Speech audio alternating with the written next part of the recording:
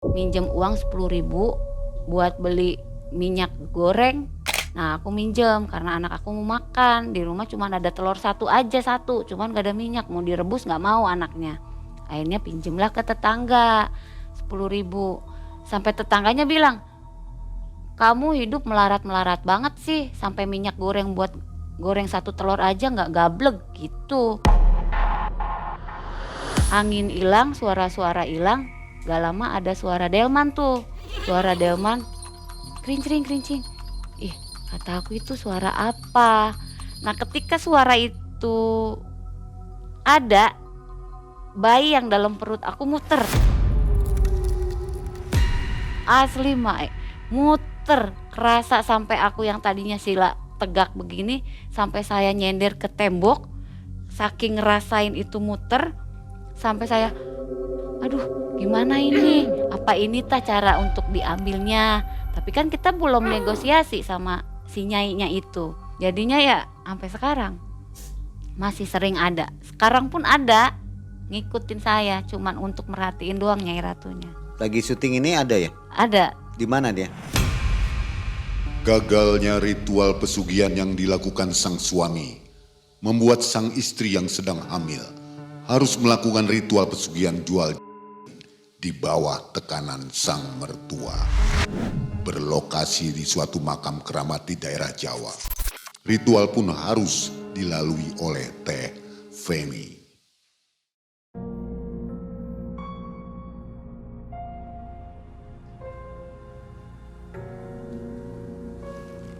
Teh Femi, apa kabar? Baik, Sehat Teh? alhamdulillah.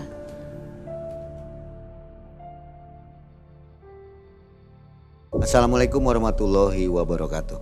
Waalaikumsalam warahmatullahi wabarakatuh. Sobat MM dimanapun sobat berada, malam hari ini Mang Ai dan tim menghadirkan narasumber. Ini kisahnya lanjutan dari yang kemarin ya. Kisah dari Kang Eria, videonya yang ini. Jadi sebelum nonton yang ini sebaiknya nonton video ini dulu ya, karena bersambung. Jadi ini narasumber adalah istri dari Kang Eria. Di video sebelumnya itu berkisah tentang istrinya ini, Teh Femi, diajak untuk melakukan pesugihan jual. Iya. Begitu ya. Iya. Dan Teh Femi bersedia melakukan bersedia. pesugihan karena keterpurukan ekonomi ya. Tekanan dari sana sini lah begitu Iya. katanya. Apa kegiatan sehari-hari? Di ibu rumah tangga aja. Ibu rumah tangga. Sekarang putranya ada berapa ini? 10. 10. Udah 10 ya. 10. Jadi yang mau ditumbalkan atau dijual itu waktu itu anak keberapa? Anak ketiga. Anak ketiga ya. Di kisah sebelumnya Kang Eria mengisahkan akan memberikan tumbal diri sendiri, tapi ternyata yang diminta anak ketiga anak itu kedua. ya. Anak kedua. Yang diminta anak kedua. Yang diminta anak kedua anak ya. kedua yang perempuan. Oke. Tapi sehat sekarang anaknya. Alhamdulillah sehat.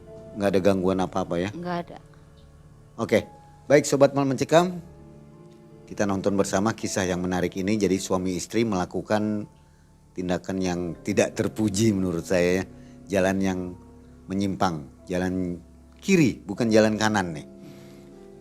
Malam Mencekam, semakin malam semakin mencekam. Inilah Teh Femi.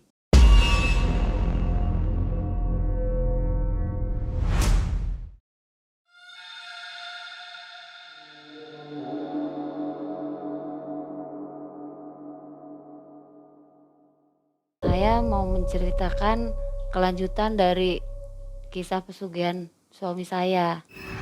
Waktu itu suami saya pulang dari Jawa. Nah ketika itu anak saya lagi sakit. Saya udah bolak-balik ke rumah sakit. Dari rumah sakit gak ada hasil, ke puskesmas lagi gak ada hasil juga. Balik lagi ke rumah sakit tetap gak ada hasil. Saya mau nelpon suami saya, tapi karena dilarang sama suami, selama saya belum menghubungi duluan jangan nelpon. Tiba-tiba besoknya suami datang ke Cianjur. Terus langsung nanyain anak saya, Bunda, bunga mana? Ini anak kedua ya? Iya anak kedua. Terus saya bilang, ada di kamar sakit ya. kenapa nggak nelpon? Saya mau ngabarin anak tuh sakit. Iya maaf. Tinggal lama dari situ langsung lari ke kamar tuh. Lari ke kamar langsung meluk, langsung nyiumin. Aku heran kok sampai segitunya sih gitu. Orang kangen tuh nggak gitu banget biasanya. Terus aku tanya, emang ada apa ya? Sambil nangis bilang minta maaf sama saya. Maaf ya bunda, ayah udah lakuin ritual jual diri, jual umur ayah. Tapi yang diminta anak kita, bunga, katanya gitu. Nggak sesuai perjanjian. Iya, nggak sesuai perjanjian. Dari situ aku kaget sampai, ya Allah ayah ngapain ngelakuin itu? Itu dosa loh ya, istighfar. Udah, ini udah ada akibatnya loh. Semua jalan kayak gitu tuh ujung-ujungnya anak, kalau nggak istri, kalau nggak ibu, gituin. Nah dari situ minta maaf dan alhamdulillah besoknya anak saya sehat. Alhamdulillah sehat, nggak ada. Kalau yang namanya dari sakit itu kan pasti ada sembuhnya agak bertahap. Kalau itu enggak, langsung main, langsung makan banyak, langsung ya aktivitas seperti biasa anak biasa. Kita balik lagi ke Kerawang, pulang. Nah setelah nyampe rumah kita berdiskusi lagi tuh masalah pesugihan yang dilakuin suami. Nah di situ awalnya saya nggak mau ikutan karena saya nggak mau tahu. Yang penting anak saya sehat gitu kan. Awalnya yang berdiskusi itu cuma 3 orang, suami, ibu mertua, sama kakak ipar saya, kakak dari suami. Awalnya saya nggak dipanggil, itu entah ngobrol apa aku nggak ngerti. Lama-lama manggil saya,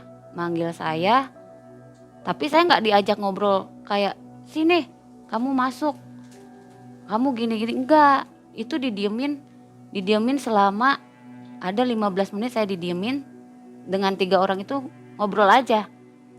Saya diajak ngobrol ketika suami saya nelpon.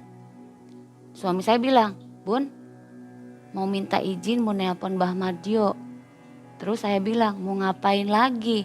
Mau turun lagi tah ke pesugihan? Saya bilang, enggak Bun, bener ya? Iya. Ya udah, saya dengerin loudspeaker ya, kata aku kan gitu.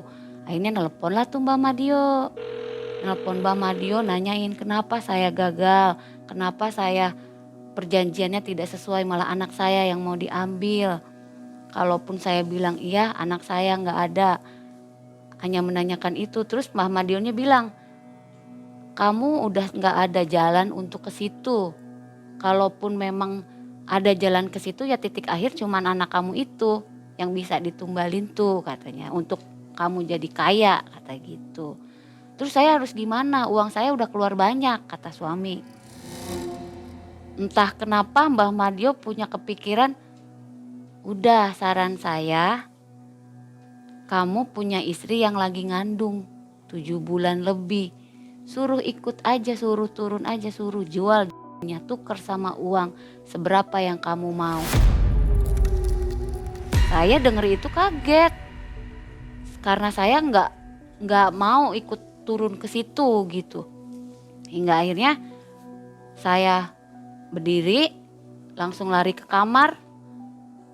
Sampai saya mau marah saya nggak bisa karena saya ngehargain ada mertua saya gitu. Akhirnya suami saya tetap ngobrol sama Mahdio sampai selesai nelponnya, langsung nyamperin saya ke kamar waktu itu. Ngebujuk lah ke saya.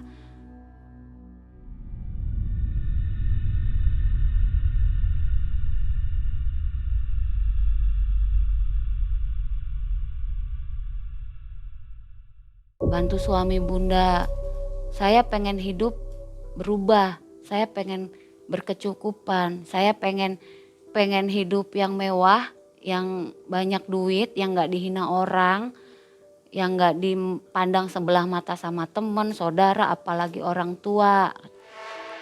Sambil nangis tuh Mang sama aku, cuman akunya ya tetap aku gak mau. Saya bilang, sampai kapanpun saya gak akan pernah turun ke jalur pesugihan itu. Karena apapun yang terjadi ini anak saya yang ngerasain, saya yang ngelahirin nanti, yang ngerasa sakit saya bilang gitu. Memangnya hinaannya seperti apa? Ya hinaannya waktu itu aku pernah mau minjem ke tetangga. minjem uang 10.000 buat beli minyak goreng. Masalahnya kan suami nggak ada lagi ritual itu, tapi posisi aku nggak tahu kan. Nah aku minjem karena anak aku mau makan, di rumah cuma ada telur satu aja, cuman gak ada minyak, mau direbus nggak mau anaknya. Akhirnya pinjemlah ke tetangga 10.000, sampai tetangganya bilang, kamu hidup melarat-melarat banget sih, sampai minyak goreng buat goreng satu telur aja nggak gablek gitu. Saya sakit hati, akhirnya saya nggak jadi minjem tuh. Alhasil saya balik lagi ke rumah. Dari rumah saya lihat anak saya nagih sama saya, mana bunda, kata mau goreng telur. Akhirnya saya bilang, sabar ya nak, nanti bunda coba ke papi, itu kakaknya suami. Saya pergilah ke rumah kakak ipar saya. Saya mau minta minyak tadinya, bukan mau minjem uang sekarang tuh. Minta minyak, pas datang ke rumah itu kebetulan lagi banyak saudara-saudara dari istrinya. Otomatis saya nunda dong minta itu sampai keluarga si perempuan istrinya itu pergi gitu. Setelah pergi saya bilang, maaf mas, punya minyak enggak? Minta aja sedikit buat goreng telur, buat bunga, saya bilang gitu. Emang kamu gak punya uang tah? Jawabnya seperti itu kakaknya suami tuh. Enggak mas, jangankan uang, kita aja makan tinggal telur aja satu. Mana gak ada minyak mau goreng, makanya mau minta, aku bilang gitu. Kata mas tuh, kamu beli aja ini uang 5.000, tapi gak usah minta lagi ke sini. Saya juga banyak kebutuhan. Emang mau menghidupi kamu aja sama anak kamu, minta sama suami kamu. Bilang suami kamu suruh pulang, katanya gitu. Dengan terpaksa ya saya bawa uang 5.000 itu dan saya beliin minyak. Dan akhirnya saya bisa gorengin telur anak saya dan dimakan sama anak saya walaupun nggak pakai nasi, karena memang nggak ada apapun, cuman tok telur doang satu. Yang lebih sakit hati lagi ketika mertua bilang waktu pas rembukan itu, pas saya udah dirayu sama suami, saya bilang oke, saya bantu kamu tapi dengan satu syarat, hanya kali ini, hanya kehamilan ini, tidak untuk kehamilan selanjutnya saya bilang. Kan namanya orang nggak tahu ya, dikasih rezeki anak lagi kan kita nggak tahu. Ya udah kita sepakat tuh. Jadi setuju ya? Iya, waktu itu saya setuju. Dengan terpaksa? Iya, dengan terpaksa dan dengan syarat cukup hanya ini aja, yang takutnya kan nanti habis ini terus saya hamil lagi. Diambil lagi, saya nggak mau, saya bilang disuruh turun lagi karena kan mungkin kalau berhasil kan ketagihan mungkin Mang Ai gitu. Jadi ibu mertua ini mengizinkan dan mendorong ya? Kalau mertua memaksa saya untuk turun malah. Lebih memaksa? Memaksa sama mengancam. Nah mertua bilang, kamu harus lakuin apa yang suami kamu mau. Kalau kamu gak mau, saya nikahin suami kamu dengan orang kaya. Aduh kok gini banget sih mertua gitu ya. Tega banget sih, ini kan cucu sendiri gitu. Ya udah ini aku nggak ngomong apa-apa, aku hanya diem sambil ngerasain aduh sakit-sakit ya sama mertua diginiin.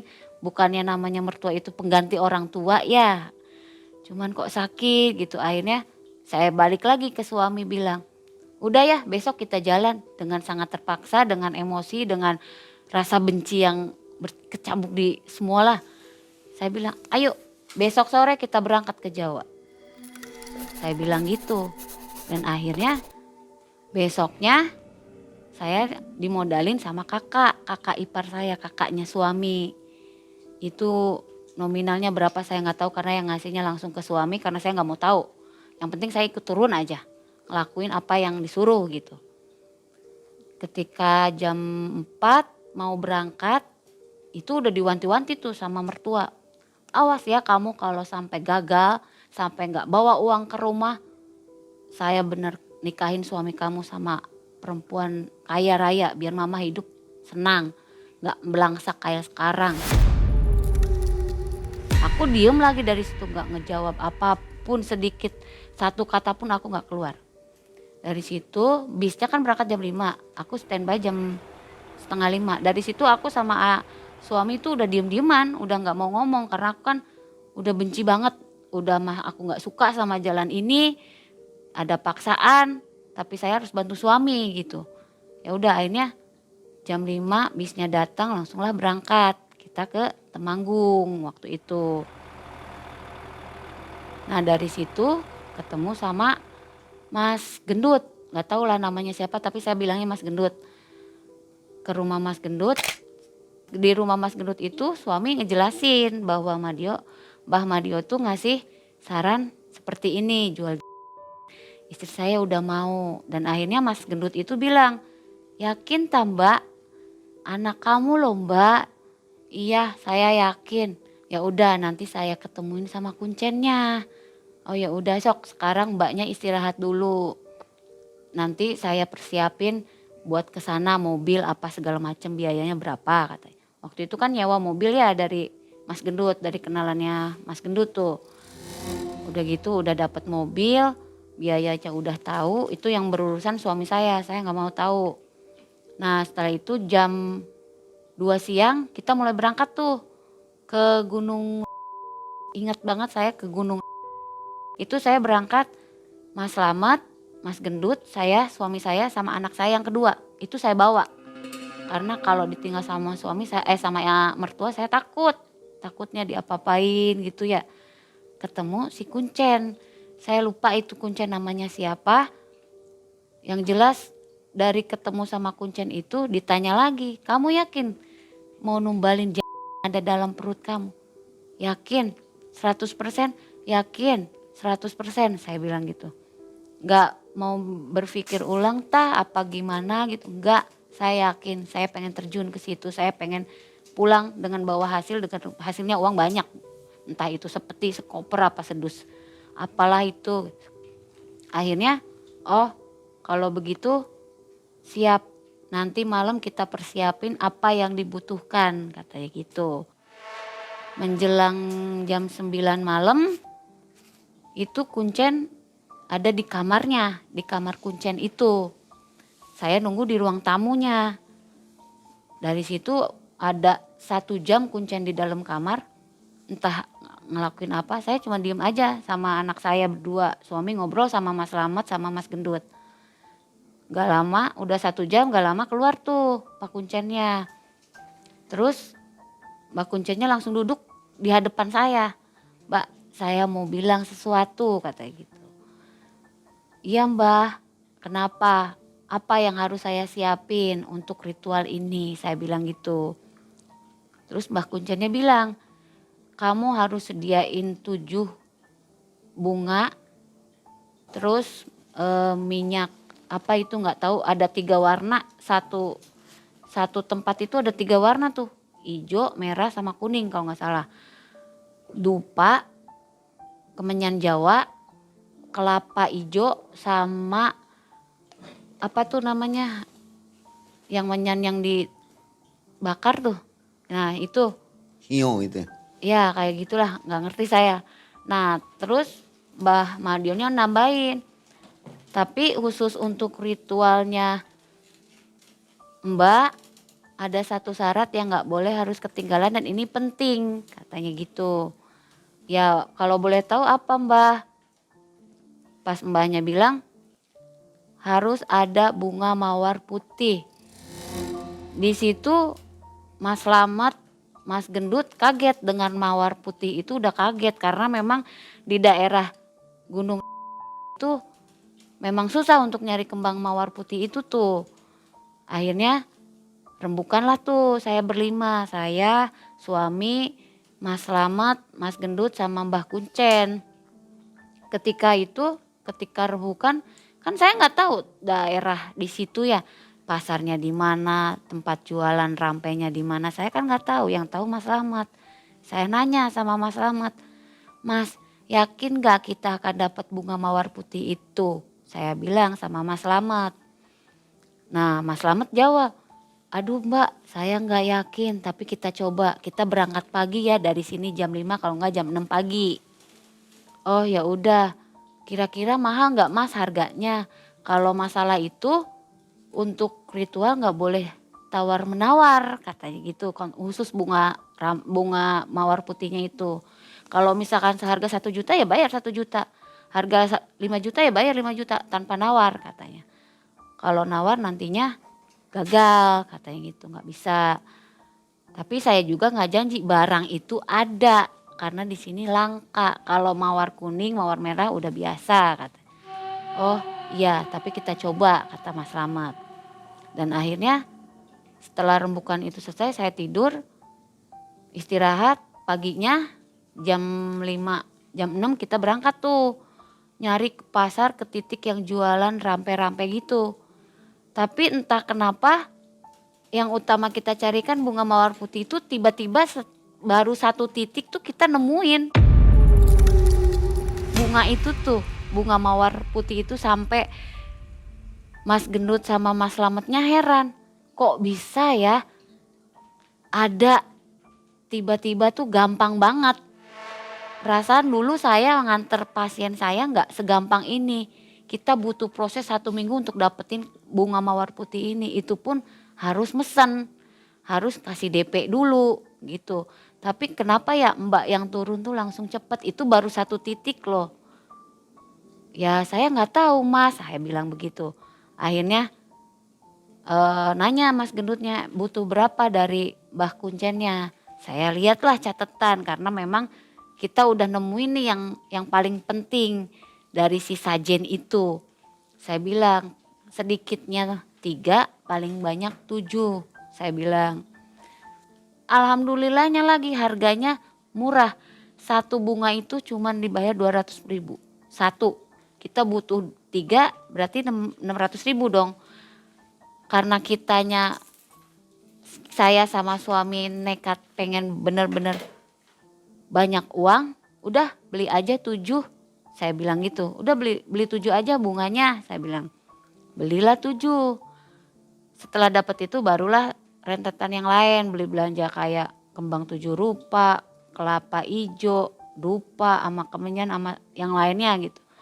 Setelah dapat kita balik tuh ke rumah Kuncen karena kan sajinya kita udah dapet tuh syarat-syaratnya untuk sajinya.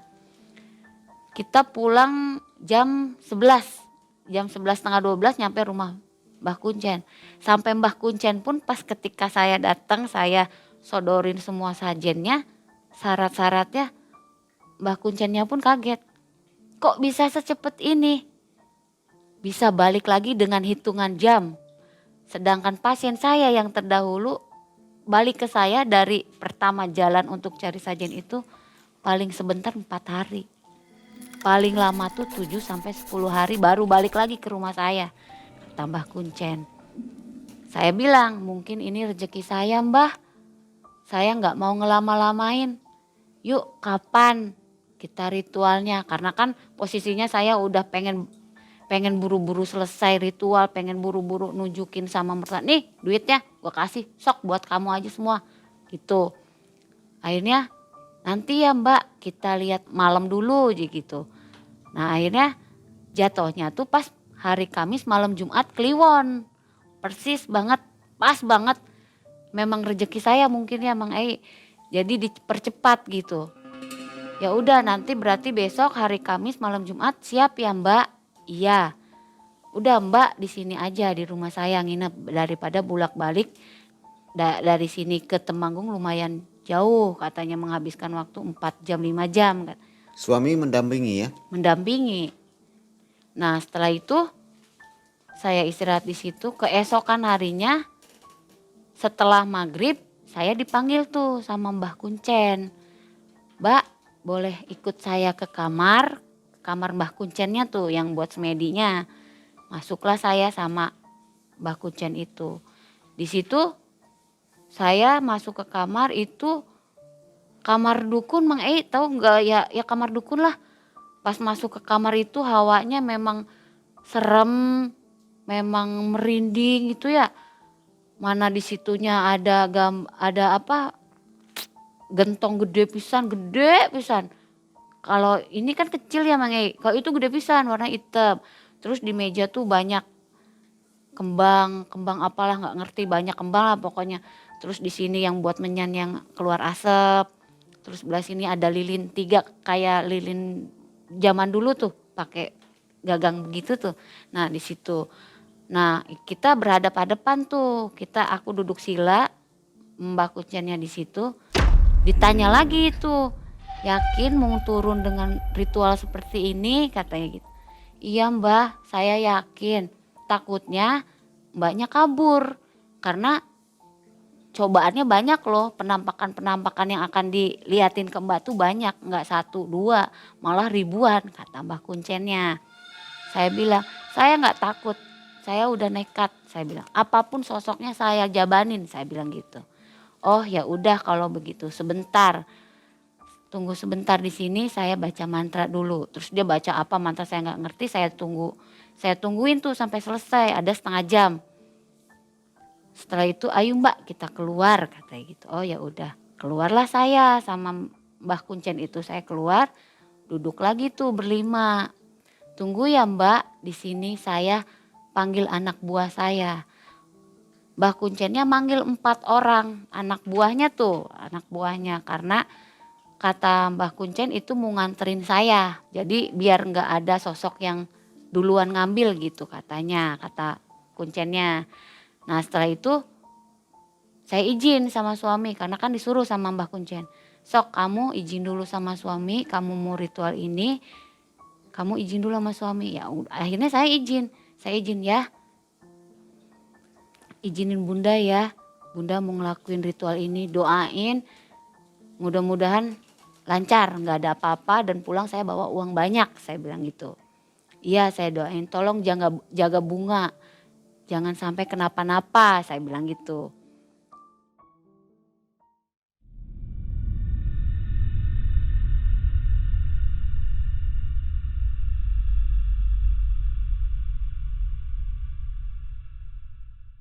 Setelah itu saya pergilah tuh dari rumah Kuncen, itu lewatnya belakang rumah Kuncen. Nah posisi rumah Kuncen itu tuh sampingnya hutan, tapi bukan hutan, kayak kebun lah gitu. Nah saya tuh jalan awalnya duluan, setelah udah ngelewat belakang rumah Kuncen, di stop sama Mbah Kuncennya. Mbak tunggu, jangan duluan, biar anak buah saya yang duluan. Nanti Mbak di tengah, baru saya, baru anak buah saya lagi. Jadi posisinya 2 anak buah Mbah Kuncen itu di depan, terus saya, terus Mbah Kuncen belakang, anak buahnya lagi 2 orang lagi. Jadi saya ditemenin 5 orang. Nah itu setelah lewat belakang rumahnya Mbah Kuncen itu, kita ngelewatin kayak solokan kecil tuh, ada jembatan kecil cuman setapak doang. Itu kecil sih, cuman buat nyebrang doang gitu. Akhirnya nyebrang tuh. Nah dari situ jalan setapak tuh Mang Ei. Di situ tuh udah kayak hutan banget, yang namanya hutan gimana sih? Tapi ada jalan setapak. Pertama masuk biasa aja, nggak serem, nggak apa enggak. Nah ketika ada pohon gede di depan, 2 tuh. Nggak tahu itu pohon gedenya entah beringin, entah pohon karet, entah apa, saya nggak paham karena waktu itu posisi gelap malam. Jadi di sini 2. Jadi sebelum ada rasa-rasa aneh tuh setelah lewat 2 pohon ini. 2 pohon ini saya lewatin, dari situ udah aduh kok nggak enak ya, udah bimbang aja hati aku tuh ya. Akhirnya jalanlah tuh. Tapi kan nggak boleh lihat ke belakang kata Mbah Kuncen. Nggak boleh sekalipun lihat ke belakang. Segimanapun ada yang nyolek, ada apa jangan lihat ke belakang kata Mbah Kuncen. Nah setelah jalan itu, pertama jalan nggak jauh dari pohon itu, saya udah diliatin sama kuntilanak. Posisinya kuntilanaknya tinggi, rambutnya panjang, lidahnya menjulur ke bawah sampai tanah, matanya merah. Dari samping, dari sebelah kiri saya, tapi dia cuman diem di samping pohon pisang. Pohon pisang dulu baru kuntilanak. Nah di situ saya lihat, aduh ada kuntilanak. Cuman saya nggak lihat langsung, diliatin terus sampai hilang, enggak. Saya udah lihat langsung nengok lagi karena saya takut. Ya udah akhirnya nggak ada lagi, maju lagi. Ketika maju ada sosok, kalau kata orang genderuwo mungkin ya, soalnya sosoknya hitam berbulu, taringnya panjang, matanya merah. Dari situ saya takut lagi, cuman ngelihat sekilas aja gitu. Dih, gede banget itu, apaan gitu. Nah dari situ agak lama tuh untuk ketemu sama makhluk astral itu. Malah yang ketemu itu nenek-nenek. Saya berpapasan sama nenek-nenek. Awalnya nenek-nenek jalannya bongkok tuh Mang E. Ya nenek-nenek kayak zaman dulu kan jalannya bongkok tuh. Pakai kebaya, pakai sarung, rambutnya disanggul. Dia lewat. Lewat tuh kirain cuman mau lewat aja. Tiba-tiba nenek-nenek itu nengok sambil senyum. Saya senyumin balik. Entah kenapa saya senyumin balik, gak ada rasa takut. Gak ada rasa merinding. Sama sekali. Saya mau nanya, Nek kok malam-malam kesini? Karena kan ya mana ada sih malam-malam jam 10-an gitu. Nenek-nenek ada di hutan sendirian gitu ya. Tapi aku nggak bisa ngomong tuh, Mang Ai kayak kekunci tuh. Mau ngomong begitu.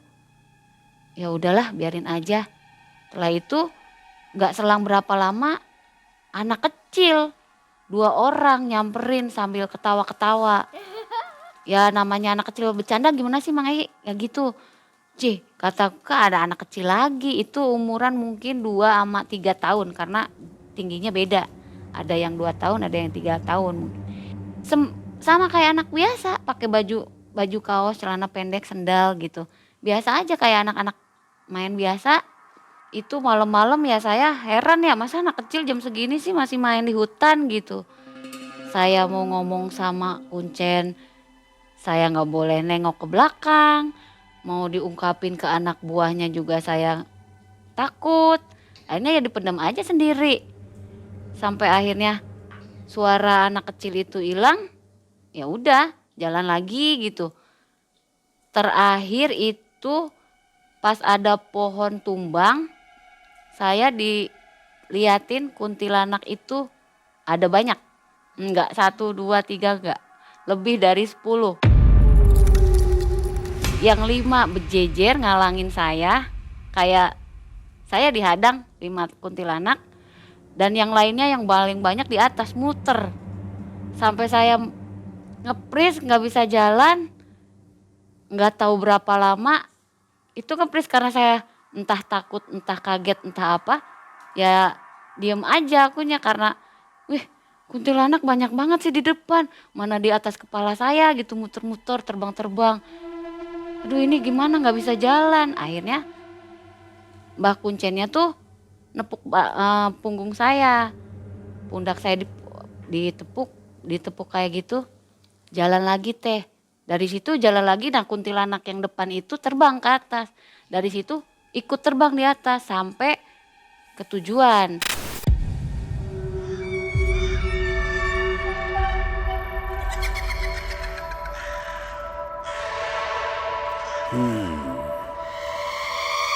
Yang dua anak buah Kuncen itu tetap jalan. Walaupun aku ngepris diem sediem-diemnya beku. Baru jalan itu seketika ditepuk punggung saya sama Mbah Kuncen. Mbak jalan. Oh iya Mbah, jalan lagi. Ketika mau masuk ke tempat ritual itu, terakhir saya disuguhin, ditampakin sama macan putih. Macan putihnya posisinya yang lagi mau nerkam mangsa gimana sih Mang Ai? Nah ibaratnya kalau tinggal loncat tinggal gitu, udah. Itu posisi kayak gitu banget, mata merah. Tapi anehnya taring panjang. Ukuran badan tidak harimau-harimau biasa, itu gede pisan. Nah setelah itu saya entah kenapa saya mandangin terus mata merahnya si harimau itu. Saya liatin sampai bener-bener masuk ibaratnya mata saya merah lah ibaratnya ya. Sampai keluar air mata tiba-tiba hilang. Dari situ ditepuk lagi punggung saya sama Mbak Kuncen. Mbak lihat ke depan.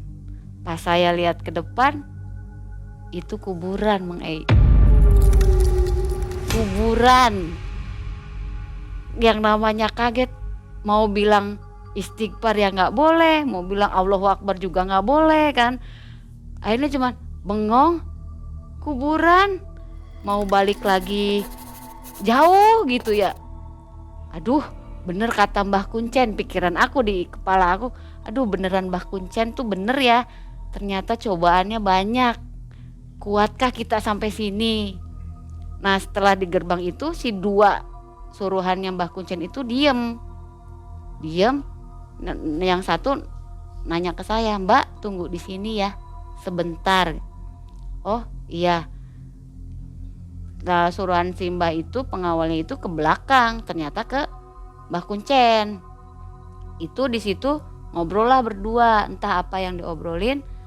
Nah formasinya udah berubah tuh, udah berubah, yang Mbah Kuncennya jadi paling depan, sayanya di belakang Mbah Kuncen, yang pengawalnya itu ya 4 berjejer aja di situ, cuman nggak masuk, dia diem di pas masuk ke makam itu tuh, gerbang makamnya tuh dia diem. Makamnya kan kalau di sini kadang ada yang suka ada pakai pagar terus pakai tembok, kalau ini enggak, ini pure makam tapi dengan tanah, nggak ada keramik, nggak ada batu, kayak makam ya makam-makam Jawa gimana sih Mang Ei, makam Jawa aja tanah, batu nisannya cuman kayu tok, Banyak. udah banyak. Itu dikelilingin sama pohon-pohon yang gede, tapi posisi makam itu rapi, tapi nggak berjejer. Kalau kita kan jaraknya dempet-dempet gitu ya, kalau ini nggak, agak jauh. Jadi satu di sini, setengah meter lagi di sini, setengah meter lagi di sini, tapi posisinya rapi, tertata gitu, rapi pisan. Nah setelah aku jalan makin dalam ke makam itu, saya lihat satu ruangan itu ya dibilang kayak kamar gitu ya, ruangan gitu, ada genteng lah biasa gitu. Nah di sampingnya itu ada keranda itu dari kayu, entah kayu jati entah kayu, pokoknya bahannya dari kayu aja. Nah setelah itu Mbah Kuncen bilang, Mbak tunggu sebentar di makam di sini ya katanya, di makam itu tuh saya mau ke dalam. Oh iya, mana syarat-syaratnya, kayak sajen-sajennya tuh mana? Oh ini Mbah, saya kasih. Mbahnya masuklah ke dalam, mungkin nyiapin ya sajen apa. Kuncen ini masuk ke mana? Ke ruangan yang di, Ada ruangan ya? iya ruangan itu, ruangan yang di tengah-tengah kubur itu ada ruangan kayak bangunan, kayak rumah aja cuman sekamar gitu. Nah kayak gitu. Nah Mbah Kuncennya di situ, saya ditinggal tuh di luar. Itu kuntilanak yang dari tadi ngikutin masih ada, masih muter-muter. Sampai dari situ saya lihat ke sebelah kanan saya tuh kan ada pohon kelapa ya, pohon kelapanya nggak lurus tinggi gitu, kayak yang mau tumbang tapi nggak tumbang tuh. Nah di situ ada kuntilanak lagi yang kayak apa tuh, kayak gini tuh, ucang-ucang kaki. Dia bilang, ada temen baru ya gitu. Saya nggak bisa jawab karena saya takut. Saya nggak bisa jawab, saya cuma bisa ngeliatin aja sampai hilangnya si kuntilanak itu. Saya liatin tapi dengan posisi saya takut Mang Ei. Setelah itu Mbah Kuncennya keluar dan nyuruh saya masuk. Ketika saya masuk tuh sama Mbah Kuncen, itu udah disiapin. Pas saya masuk, saya kaget, di dalam ruangan itu ada makam. Dan ukurannya tidak seukuran makam-makam biasa, itu panjang banget. Panjang, entah itu 2 meter, entah itu 3 meter, panjang banget. Entah itu makam siapa saya nggak tahu. Posisinya saya di sebelah sini, ini sajen yang udah disiapin, Mbah Kuncen deket pintu. Ini pintu nih, ini pintu, ini makam, ini saya sebelah sini, ini sajen yang disiapin, ini Mbah Kuncennya. Nah di depan saya persis itu jendela, jendelanya nggak ada kaca, nggak ada apa, blong aja. Dari situ Mbah Kuncennya bilang, sebentar ya teh, saya panggil dulu dan saya bakar dulu menyan. Oh iya, saya duduk sila lah di situ, disiapin terus bakar. Itu tuh masih pas dibakar masih ada api ya Mang Iya, jadi terang semua. Nah setelah itu Mbah Kuncen itu ngambil minyak yang tadi saya beli itu, diusapin ke perut saya. Punten ya Mbak, saya boleh pinjem perutnya? Oh iya Mbah, karena saya mau ngulasin minyak ini ke perut, karena ini emang salah satu syaratnya untuk bisa cepet diambil gitu sama yang kita undang. Diusaplah perut saya pakai minyak itu. Setelah diusap, Mbah Kuncinya bilang, udah ya Mbak, saya tinggal, tapi nanti kalau dengar suara ditantang aja, kayak ibarat misalkan ada suara kuntilanak nangis, kamu jangan nangis ini, kalau mau berani temenin saya, kayak gitu kata Mbah Kuncennya. Oh iya Mbah, saya bilang gitu. Keluarlah Mbah Kuncen, pintu ditutup. Itu keadaan masih terang ya, karena apinya masih nyala tuh yang Mbah bakar itu, saya nggak tahu itu jadi terang.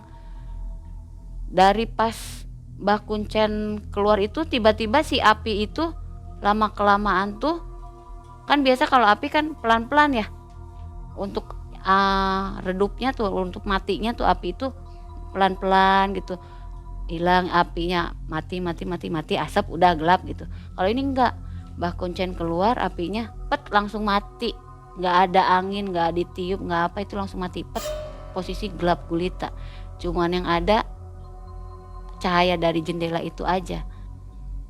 Iya, waktu itu posisinya memang pas bulan purnama. Memang setelah saya duduk di situ menunggu agak lama, ya entah itu setengah jam atau sejam saya nggak tahu, posisinya pas bulan itu persis banget di tengah-tengah jendela itu nyorot ke saya gitu, ke mata saya gitu, sampai bulannya bagus banget gitu ya. Dari situ tiba-tiba ada anginnya dingin pisan, bukan dingin kalau kita main keluar kita kena angin itu dingin, enggak, itu lebih dingin, menusuk ke tulang gitu dinginnya. Nggak lama, ya benar kata Mbak Kuncen, ada kuntilanak nangis gitu. Terus saya bilang, nggak usah nangis, sok sini temenin saya di sini sampai Nyai Ratunya dateng, katanya gitu, kata aku tuh. Terus hilang tuh, nggak lama ada suara harimau, mungkin harimau yang tadi saya lihat yang pas saya jalan itu, mungkin itu suara harimau itu. Setelah itu saya tantang lagi, nggak usah ngegaung di sana lah, sok masuk aja sini, karena kan memang disuruhnya harus ditantang kalau ada suara apa-apa gitu. Nah dari situ angin hilang, suara-suara hilang, gak lama ada suara delman tuh, suara delman krincing, kata aku itu suara apa. Nah ketika suara itu ada, bayi yang dalam perut aku muter,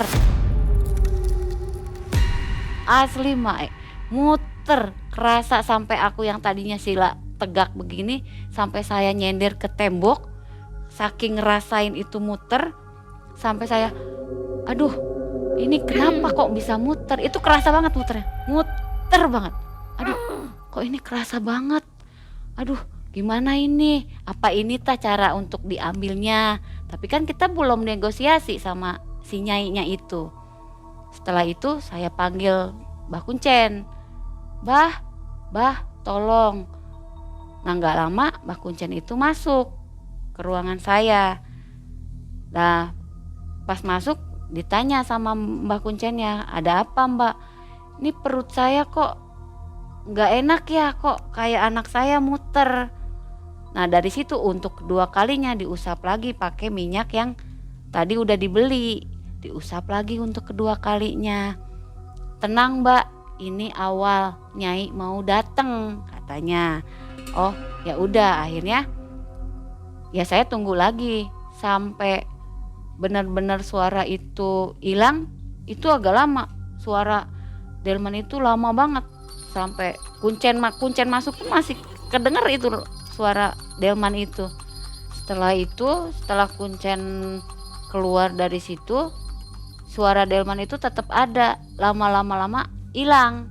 Nah dari situ saya nunggu sambil saya lihat bulan yang ada depan mata saya liatin, kok nggak ada yang datang lagi, pikiran saya kok nggak ada suara-suara lagi gitu ya. Ini bener nggak sih, udah belum sih, tapi kok perut saya masih gendut gitu, karena kan katanya kalau misalkan berhasil perut kita udah rata lagi, udah nggak hamil lagi gitu, anaknya udah dibawa. Tapi kan kita belum negosiasi sama Nyai.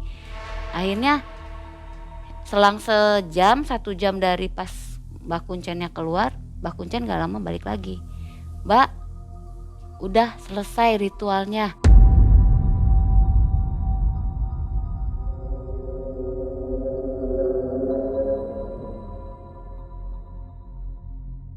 Kok selesai? Perut saya masih gendut kok. Saya juga belum negosiasi masalah uang, saya bilang gitu.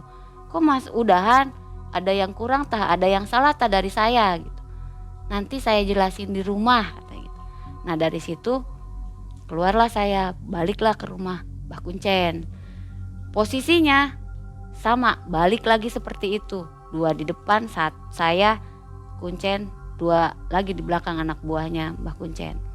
Setiap dari langkah ke langkah itu makhluk yang tadi saya lihat itu berjejer kayak ngiringin tuh, kayak ya udah selamat jalan gitu. Itu ngejejer dari kuntilanak yang banyak itu di atas, itu kan udah nggak di atas lagi pas aku keluar dari situ, pas pulang itu berjejer. Kuntilanaknya berjejer, genderuwonya juga berdiri di samping-sampingnya. Aku jalan begini ya, dia kayak pagar ayu gitu. iya kayak gitu tuh.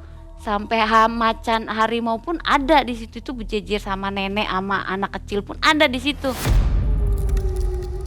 Sampai saya bodo amat lah. Saya mah penasaran sama kenapa ini kayak gini, kenapa bisa, belum saya bawa uang saya udah di stop sama Mbah Kuncennya. Nah ketika nyampe rumah Mbah Kuncen, rembukan lagi tuh saya, suami, Mas Gendut, Mas Lama sama Mbah Kuncennya, yang anak buahnya di luar nggak masuk. Di situ barulah saya tanya kan, Mbah, saya belum ketemu sama Nyai, saya belum negosiasi masalah uang, masalah jalan untuk ditukar sama uang, saya belum ketemu, saya belum negosiasi. Gimana ini Mbah? Saya udah keluar uang banyak, saya bilang. Sebentar ya Mbak, saya ke kamar dulu, saya tanyain dulu. Pas masuk ke kamar ada setengah jam Mbah Kuncen keluar, terus hanya bilang, udah Mbak udah gak bisa, Mbak udah gagal. Lah kenapa? Nyainya gak mau, katanya gitu. Kok bisa begitu? Ketemu aja belum, gak mau dari mana? Syarat udah lengkap, syarat udah bener, kok tiba-tiba bilang begitu? Saya gak terima, mau tak balikin uang saya bilang gitu. Karena kan saya memang pengen nunjukin sama yang hina saya, yang caci maki saya sampai ke mertua saya pun saya pengen, nih gue bawa duit gitu. Dengan Kuncennya bilang kayak gitu saya kecewa dong. Nah akhirnya setelah itu udah Mbak, sekarang Mbak istirahat aja di kamar saya, di kamar depan. Posisinya tuh kamar depan, ini balik, terus kamar Mbah Kuncen itu samping-sampingan. Saya tidurlah sama saya, suami sama anak saya tuh di kamar itu. Ya udahlah, istirahat dulu, nanti mungkin besok dilanjut, pikir saya. Ketika tidur posisinya kan kayak pinggang tuh, saya, anak saya, suami saya di pojok, saya yang deket pintu. Nah jendela pas persis depan posisi saya gini gitu ya sama anak saya. Entah kenapa tuh posisi suami tuh pas langsung tidur langsung ngorok, langsung nyenyak banget tidurnya. Kalau anak saya emang dari tadi udah tidur. Saya posisinya belum mau merem mata tuh, tapi ngantuk banget. Tapi mau merem ya nggak bisa, mau dipaksa juga nggak bisa. Akhirnya ya udahlah, saya bengong sendiri. Tiba-tiba di jendela itu ada satu titik cahaya kayak bintang, diiringi sama bunyi delman yang tadi saya dengar di makam itu. Tiba-tiba tuh nongol dikit, lama-lama gede, dan itu berwujud delman sama nyainya. Pak itu cantik banget. Bajunya warna hijau, selendang hijau pakai mahkota emas, terus ada kembang melati sama kantil, terus sama sampingnya warna putih, kalau nggak salah putih garis-garis coklat gitu. Itu kelihatan banget, anggun banget turun dari delman itu. Itu di luar jendela ya. Setelah tembus ke jendela, itu Nyai berubah, bawahnya jadi ular. Jadi setengah manusia setengah ular. Hah?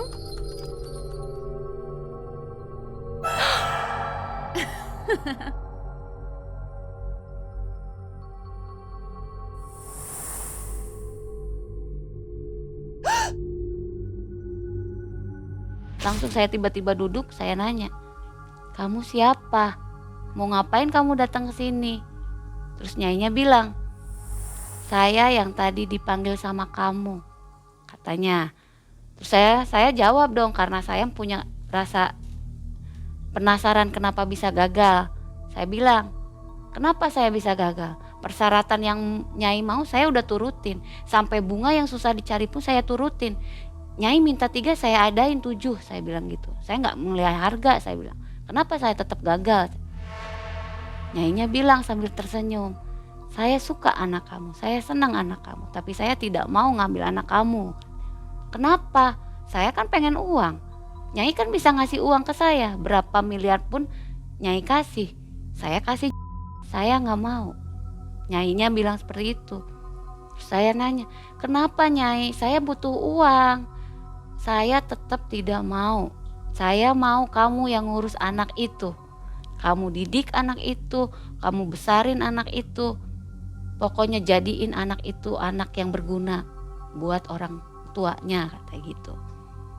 "Tapi saya titip anak saya untuk ngelindungin anak kamu. Itu dikasih anak laki-laki. Mirip banget sama anak saya. Padahal saya belum tahu muka anak saya seperti apa nanti kalau udah seumur gitu. Itu umuran mungkin 2-3 tahun lah ya. Itu posisinya pakai sarung, pakai udeng-udeng anak itu, tapi nggak pakai baju, cuman samping gitu aja, samping kerajaan tuh yang kayak gitu. Kalau anak itu datangnya dari belakangnya Nyai Ratu, sama Nyai Ratu. Jadi tangan Nyai Ratu kan begini apa begini, saya lupa, saya nggak perhatiin tangannya. Tiba-tiba satu tangan Nyainya itu ke belakang. Dari situ baru ngeluarin anaknya, dituntun. Jadi udah megang tangan anaknya tuh, dituntun ke depan. "Ini saya titip anak buat jagain anak kamu." Itu kalau sekarang saya ingat itu, ya itu mirip anak saya. Tapi kan saya nggak tahu ini miripnya seperti apa, wajahnya gimana, kan saya belum tahu. Jadi saya nggak dapet uang dong, saya sia-sia dong datang ke sini, saya bilang. "Sudah, kamu nggak usah jalan seperti ini," katanya gitu. "Udah, kamu urus anak kamu baik-baik." Dari situ nggak ngomong lagi, langsung balik badan. Nyainya dengan ninggalin anak itu di situ. Nyainya pergi dengan posisi masih setengah ular ya, setengah manusia setengah ular. Ketika keluar dari jendela itu berubah lagi, pure manusia semua, nggak ada ulernya. Naik ke delman, nggak lama delman muter balik, jalan lagi, itu berbentuk cahaya lagi, udah ada kejauhan tuh. Lama-lama kecil hilang sama anak itu pun hilang, tiba-tiba hilang. Dari situ entah suara apa, ada yang jatuh dari atas genteng tuh, dok. Tapi nggak kenceng mungkin kalau bagi saya, karena aku nggak terlalu kaget waktu itu. Cuman ada yang jatuh, dok gitu. Apa itu gitu. Nah udahlah. Nah dari situ saya baru bisa tidur. Menjelang pagi jam 8, karena kita bangun siang jam 8, dibangunin sama Mbak Kuncennya, ngobrol lagi di situ. Mbak Kuncennya pun bilang, "Udah ya, sekarang pulang aja." "Oh ya udah ketemu kan sama Nyai, udah terima kan titipan dari Nyai?" "Iya," saya bilang. "Ya udah, sekarang Mbak sama Masnya sama Dedeknya pulang." Nah dari situ ya udah kita salaman, kita pulang lah. Tapi kita pulang nggak langsung pulang ke Karawang, kita pulang ke rumah Mas Gendut itu sama Mas Slamet. Pulang ke rumah Mas Slamet, malamnya perut saya sakit, diurut lah sama ibunya Mas Gendut. Diurut sama, kalau bahasa Sunda disangsurkeun Mang Ei ya. Nah disangsurin, setelah itu kata ibunya, "Mbak coba ke bidan," katanya gitu. Ya udah akhirnya saya ke bidan tuh. Udah ke bidan, kata bidan, "Ini semingguan lagi mau lahir." Padahal hitungan saya baru 8 bulan. Baru 8 bulan, belum 9. Terus abis itu saya pulang. Saya bilang sama suami, "Ya, kata bidan semingguan lagi Bunda lahiran." Terus gimana? Ya udah ayo kita pulang, karena aku takut lahiran di Jawa. Karena di Jawa kan nggak punya siapa-siapa ya. Siapa yang mengurus gitu. Tapi urusan ayah belum selesai karena memang masih pengen, mungkin karena sayanya gagal, mungkin nggak bawa uang, masih penasaran mungkin suami saya. Ya udah saya pulang duluan, saya bilang gitu sama suami. Akhirnya saya pulang duluan lah sama anak saya. Pulanglah ke Karawang. Dari Kerawang udah ada mules, langsung saya pulang kampung ke Cianjur, karena kan orang tua saya bisa pulang ke Cianjur ke rumah saya sendiri. Dari situ saya lahiran, jam 9 saya lahiran. Anak itu, anak ketiga saya. Dibilang prematur enggak? Kata bidannya tuh, kan saya juga bilang, Bu, ini belum 9 bulan loh Bu, tapi ini sehat. Prematur enggak Bu? Enggak, kata. Ini sehat, alhamdulillah sehat, kata bidannya. Nah, Laki-laki perempuan? laki-laki. Nah setelah itu ya udah, saya telepon suami, ya udah lahiran anaknya laki-laki. Oh ya udah, selamat ya Bunda, kata suami. Nah suami bilang nanti ayah belum bisa pulang katanya. Alasan ke sayanya tuh belum ada ongkos katanya untuk pulang. Alasan ke saya waktu ditelepon. Oh ya udah nggak apa-apa, Bunda pulang ke rumah mama ayah aja ya, katanya gitu, ke rumah mertua. Oh ya udah, kita pulanglah ke rumah mertua. Waktu itu rumah sakit yang bayar siapa? Orang tua saya, Dibayarin? iya, dibayarinnya sama orang tua saya. Karena kan Bukan sama mertua ya? bukan. Karena emang mertua nggak mau, Udah nggak mau cemberut tahu. aja? Iya udah kesel mungkin sama saya. Gimana, dia marah-marah karena gagal? Iya Diajarin. marah karena kan saya janji mau pulang bawa uang banyak buat mertua, nyatanya nihil, gagal, saya dimarahin. Kenapa bisa gagal? Kok bisa uang udah habis segitu masih tetap gagal?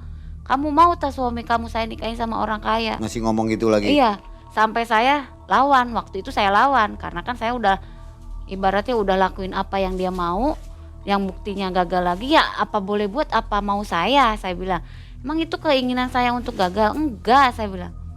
Maaf, itu aku udah lakuin apa maunya mama, saya bilang gitu. Sekarang mama mau benci sama saya, terserah. Mama mau nikahin anak mama ke yang lain, sok mangga.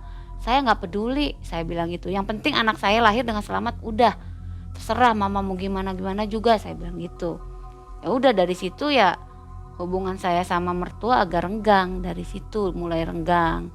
Tapi ya lama kesini udah baik lagi. Tapi ya pastilah ada inget ke situ. Kadang kalau lihat mertua kadang suka dulu ya nyuruh gak begitu, sebel banget gitu. Sampai sekarang masih keingetan, sampai sekarang pun anak udah gede pun masih ada sih dampaknya tuh Mengai. Jadi ya udah biasa aja.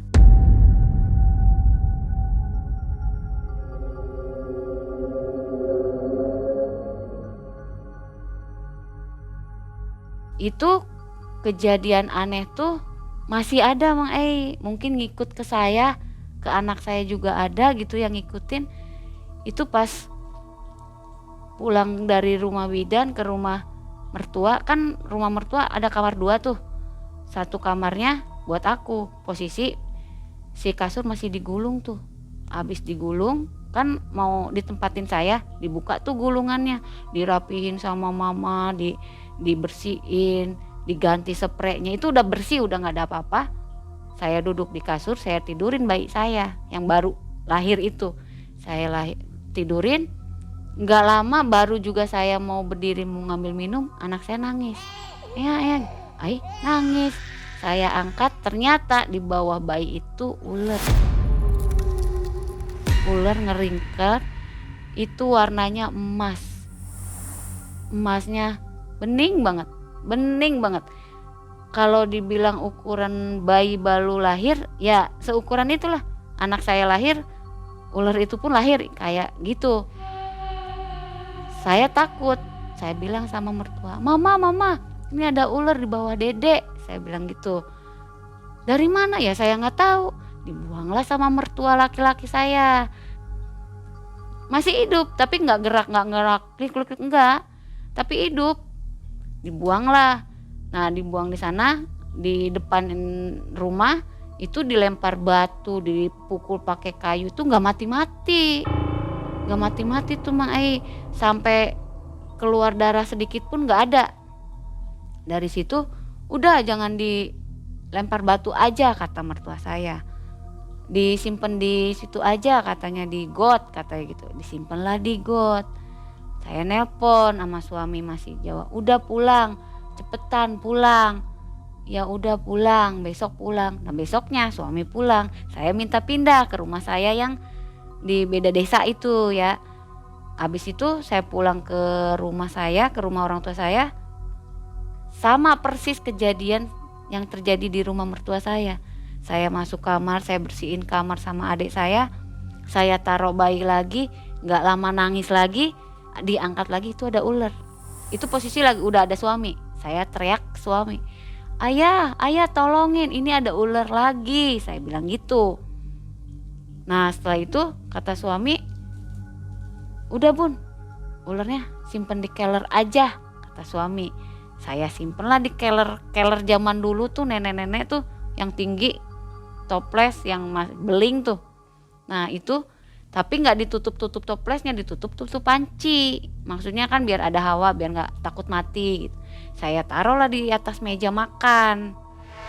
Nah setelah saya taruh di meja makan, saya nanya sama suami, ya tuh kok ular ada lagi, itu ular yang kemarin bukan sih? Ya nggak tahu bun, kata suami saya. Nah setelah itu ya udah sekarang mah tidur istirahat aja dulu katanya gitu. Pas saya bangun jam 4:30, saya lihat keler itu tinggal asap doang Mang Ai. Saya kaget, saya bangunin suami, ayah lihat sini dulu. Dengan masih ngantuk maksain bangun, kenapa lagi kata. Itu lihat ular yang di keler itu udah nggak ada, saya bilang. Itu tinggal asap. Masa sih bunda, ya sok coba lihat. Penasaran lah, dibukalah sih tutup panci yang nutupin keler itu, dibuka, iya ternyata cuman asap doang. Itu hilang, entah kemana hilangnya, entah jalan mana. Nah dari situ barulah ngeh bahwa itu mungkin yang titipan dari Nyai Ratu itu, cuman awalnya berbentuk seperti ular itu gitu.